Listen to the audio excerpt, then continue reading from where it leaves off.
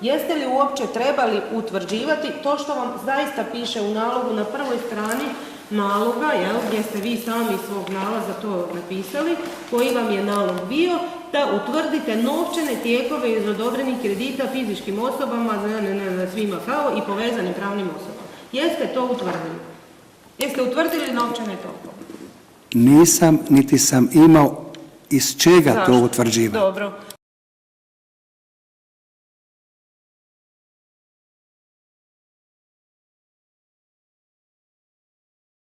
S čim ste se vi pojavili u banci po tu dokumentaciju?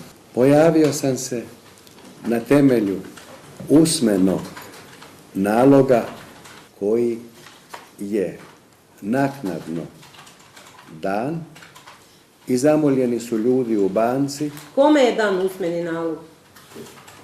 Meni i banci.